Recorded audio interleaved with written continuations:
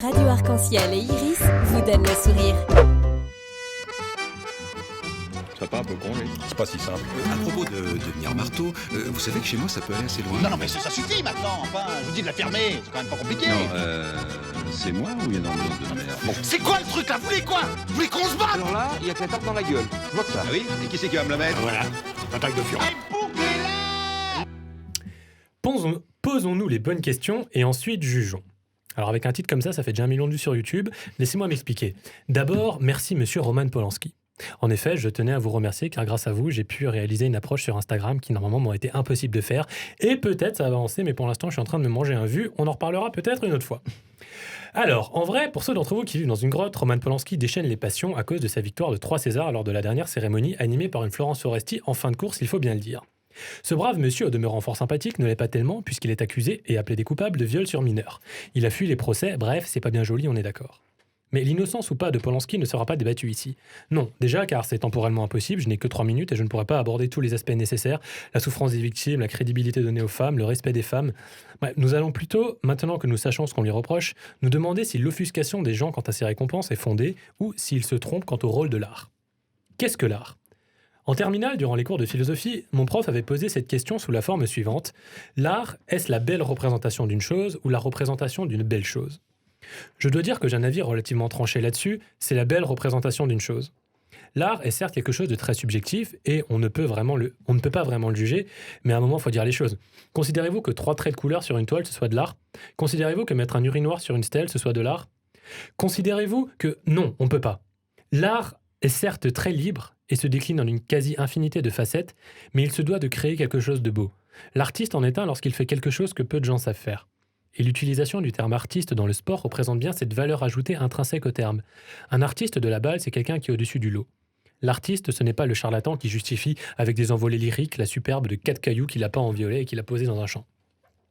Bon, l'art c'est défini, mais à quoi sert-il ? C'est avec ça que l'on saura dire si oui ou non Roman Polanski a mérité ses récompenses. Prenons le cas donc du 7e art. Est-ce que le cinéma doit simplement produire de beaux films ou bien est-ce qu'il a un rôle de dénonciation ? Un rôle de lanceur d'alerte ? Doit-il mettre en scène ce qui se passe dans la vraie vie ? Dénoncer les crimes du réel ? A-t-il ce rôle ou bien a-t-il carrément cette obligation ? Peut-on apprécier une œuvre splendide si celui qui l'a fait est une ordure ? Attention, point Godwin en approche, ça faisait longtemps. Hitler était un peintre très doué, pas assez faut croire, mais une ordure. Alors peut-on trouver ses peintures belles ou bien cela fait de nous un nazi ? Les Césars doivent-ils être une récompense de popularité ? Popularité est à prendre avec des pincettes, en ce que là, effectivement, on n'accuse pas quelqu'un d'avoir dit un petit peu fort une blague relou, on parle de pédophilie active. Cependant, si on intègre la popularité, l'image, encore une fois, 2 termes à manier avec parcimonie, et qu'on est tous d'accord pour dire que c'est une ordure sur ce coup-là, quand est-ce que le débat sera plus ouvert ? Je veux dire, quand est-ce que des actes commis par quelqu'un seront considérés comme révoltants et justifiant le boycott, mais tout à fait légitimes pour d'autres ?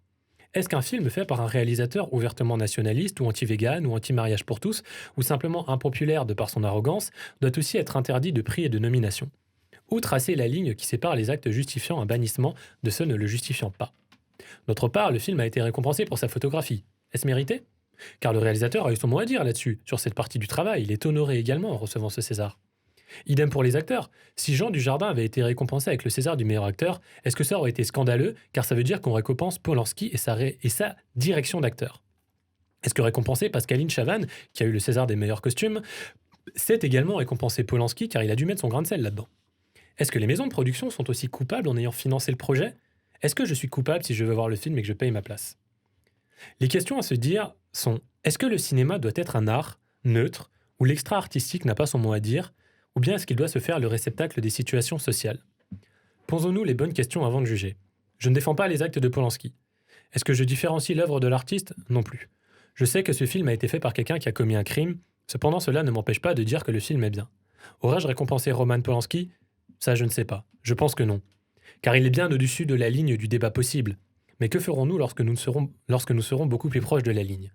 La censure ne se présente jamais sous la forme du mal, mais toujours sous la tirante forme de la morale. Mais c'est en grandissant qu'elle devient la censure dictatoriale des esprits et que l'art se retrouve emprisonné par des barreaux faits de braves gens. Jeunesse, culture, vie locale, débat. Votre émission radio, y a rien à voir.